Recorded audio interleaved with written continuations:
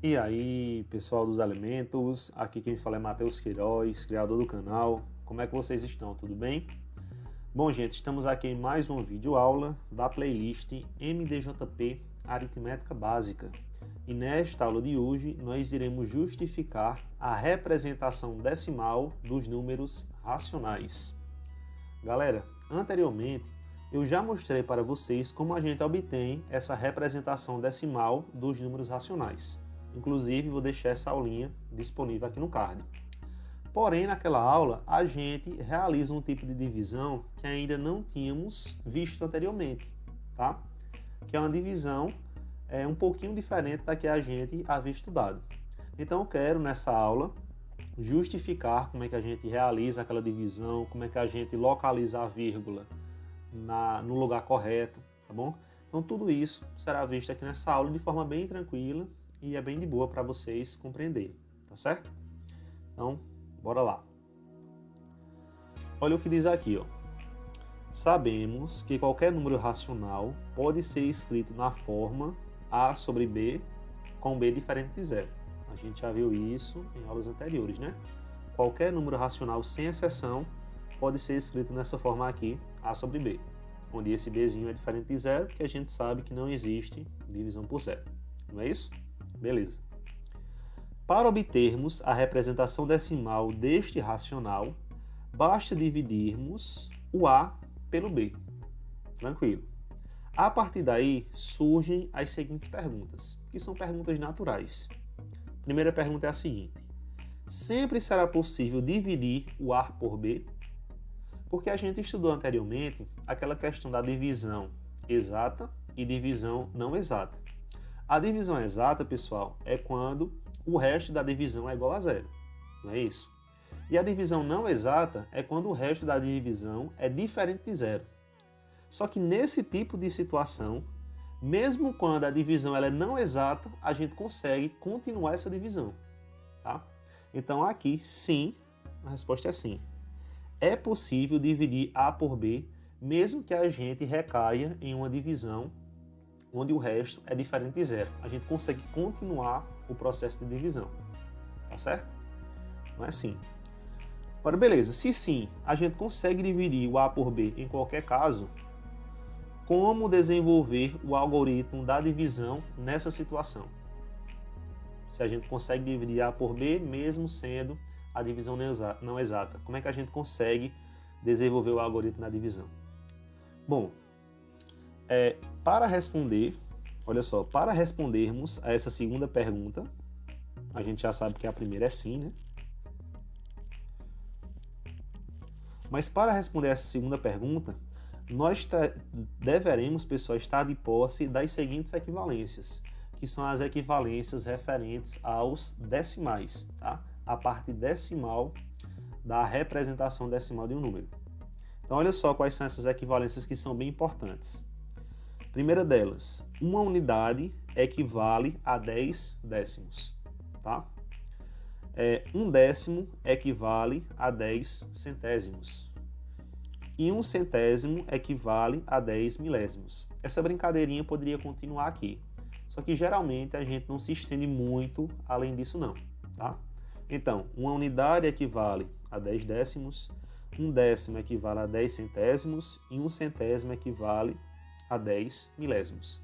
Óbvio que daqui a gente consegue tirar outras equivalências, né? Por exemplo, uma unidade ela equivale a 100 centésimos.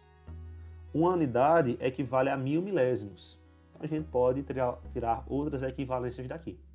Só que sabendo dessa parte, a gente consegue justificar como proceder na divisão de A por B nesse tipo de situação, né? Quando a divisão ela é não exata, certinho? Então, vamos praticar, vamos colocar em prática o que eu acabei de dizer dentro aqui da divisão, tá? Então aqui a gente tem, ó, um meio, não é isso? É um número racional. Quero representar esse número na forma decimal. Como é que eu faço isso? Eu tenho que pegar 1 e dividir por 2. Só que aqui a gente cai na questão da divisão não exata, né? 1 não divide por 2. Só que agora a gente está de posse daquelas equivalências. Esse 1 é o que, pessoal? É uma unidade. Essa uma unidade, eu consigo transformar ela em 10 décimos. E como é que eu faço isso? Basta multiplicar por 10. Só que multiplicar por 10 é equivalente a colocar um zero aqui. Tranquilo? Então, por isso que quando a gente recai nesse tipo de situação, 1 dividido por 2, eu acrescento o zero aqui para poder transformar essa unidade em 10 décimos. Só que quando eu faço isso, eu já não estou mais dividindo unidade, eu estou dividindo décimos. Então aqui no quociente eu tenho que fazer o quê? Pôr zero e vírgula. Porque eu já não estou mais trabalhando com a parte inteira do número. Eu vou agora para a casa dos décimos. Tá? E agora quanto é 10 dividido por 2? A gente sabe que é 5, né? Então 5 vezes 2, 10. Para 10 resta 0. Então, pessoal, olha só. 1 meio é igual a 0,5 décimos. Tá aí. Então, entenderam por quê? Eu coloquei um zero aqui no dividendo e coloquei 0, no quociente. Esse processo sempre será assim. Tá bom? Vamos para o item B para a gente continuar treinando e talvez ver alguma coisa nova. Aqui eu tenho 3/4 e quero transformar na representação decimal. Então eu tenho que pegar o 3 e dividir por 4. Não é assim? Só que 3 não divide por 4.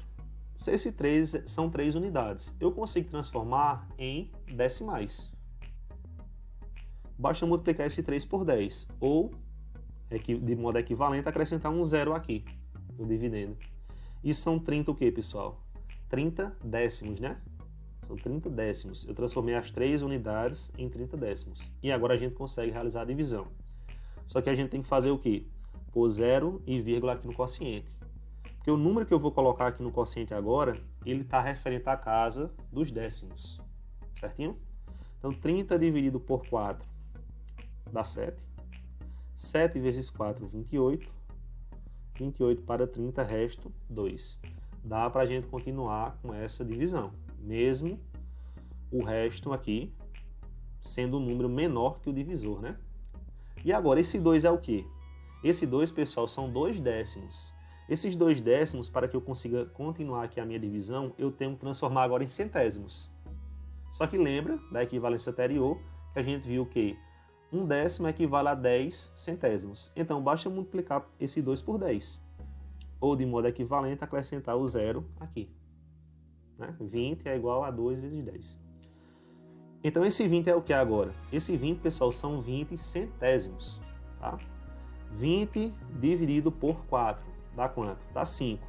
Ah, professor, não precisa colocar mais nenhum zero aqui no quociente, não? Não precisa. Porque quando você divide aqui o 20 pelo 4 e põe um 5 aqui como resultado, esse 5 já está exatamente na casa dos centésimos. Pode perceber aí. A primeira casa é a casa dos décimos, a segunda casa é a casa dos centésimos. Tá? Aí 5 vezes 4, 20. Para 20, nada. Tá aí. O que aqui significa? Que 3/4 é igual a 75 centésimos. Beleza? Pode ler 0,75? Pode, gente. Pode ler 0,75, tá? Então, o que eu quero que vocês compreendam é o processo do porquê que a gente acrescenta 0 no dividendo, acrescenta 0, no quociente. Quero que vocês compreendam isso, tá? E vamos para o item C, que ele é um pouquinho diferente e mais interessante. A gente tem aqui 1 sobre 40 e queremos transformar na representação decimal. Botar esse número na sua representação decimal. Então, temos que pegar 1 e dividir por 40. Tá? Esse 1 é uma unidade. Então, vou transformar essa unidade em décimos. Né? Basta acrescentar um zero aqui e, novamente, né, não perder a prática, 0, no quociente. Então, essa uma unidade virou 10 décimos. Só que se você perceber, o 10 ainda não divide por 40, né? Então, a gente tem que acrescentar mais um zero aqui. O que é que significa acrescentar mais um zero aqui? Que esse 10 que a gente tinha, que era 10 décimos, passou a ser o quê? 100 centésimos. Ou de forma equivalente, né? Uma unidade virou 100 centésimos. E agora, professor, como eu acrescentei 2 zeros seguidos aqui, eu tenho que pôr outro zero no quociente? Dessa vez sim. Porque olha só, essa primeira casa, né, a casa dos décimos, não houve divisão em relação aos décimos. Né, a casa dos décimos. A gente pulou logo para a divisão dos centésimos. Então a gente põe um zero aqui, e isso significa que essa divisão pelos décimos não ocorreu. Tá? Não teve nada para dividir. Agora o 100, que são 100 centésimos, divide pelo 40. Dá por 2, não é isso? Então 2 vezes 8, perdão, 2 vezes 40, 80. 80 para 100, resto 20. Pessoal, esse 20 é o quê? São 20 centésimos. 20 não divide para 40, então a gente tem que transformar esses centésimos em milésimos, né? E a gente sabe que um centésimo equivale a 10 milésimos. Então basta multiplicar por 10 aqui. Ou, se preferirem, acrescentar um zero. Certinho? Nesse caso, professor, tem que colocar um zero aqui no quociente? Não precisa. E quando a gente realizar a divisão desses 200 milésimos por 40, já vai cair aqui na casa dos milésimos, tá? Então, 200 dividido por 40, dá por 5. 5 vezes 40, 200, para 200, resto 0. Tranquilo? Ou seja, 1 sobre 40 é igual a 25 centésimos. Ou, se preferirem, 0,025.